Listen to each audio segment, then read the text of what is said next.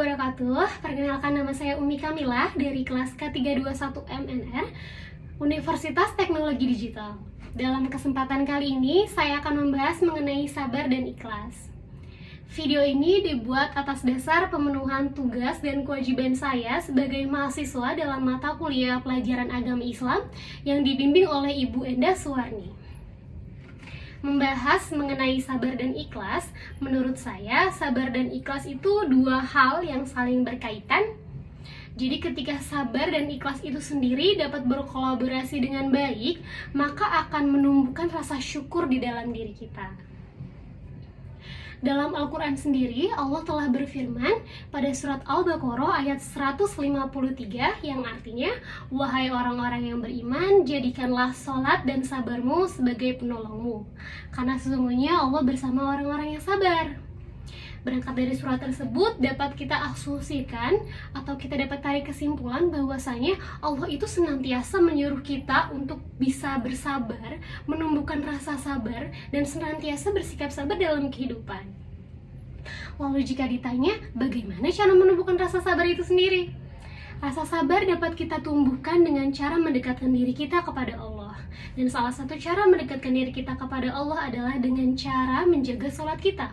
Karena dari sholat, dari menjalankan sholat, kita dapat melatih kesabaran kita. Ketika menjalankan sholat, kita akan melakukan semua secara berurutan, secara perlahan, dan secara tenang.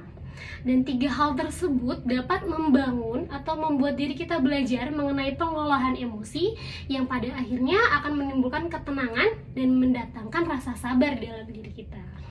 Lalu cara lain menumbuhkan rasa sabar adalah dengan cara menghindari larangan-larangan Allah.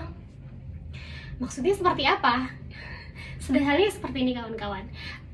Sikap emosional, sikap terburu-buru, tergesa-gesa itu adalah sifat yang Allah larang atau harus kita hindari, dan tiga sifat tersebut adalah sifat-sifat setan.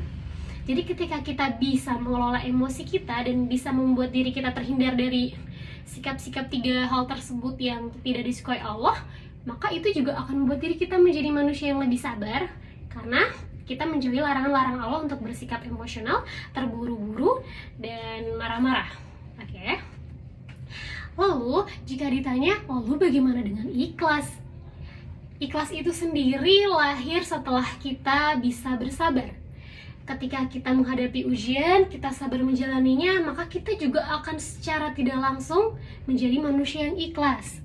Dan ikhlas itu sendiri, ketika bertemu dengan sabar, maka akan menimbulkan rasa syukur dalam diri kita. Jadi seperti itu ya teman-teman, membahas mengenai materi sabar, ikhlas, itu adalah harus kita jalankan keduanya. Kita tidak bisa menjalankan salah satunya saja, karena ketika kita menjalankan salah satunya, yang lainnya pun akan ikut mengiringi. Terima kasih atas waktunya. Mohon maaf bila ada salah-salah kata atau perbuatan. Wassalamualaikum warahmatullahi wabarakatuh.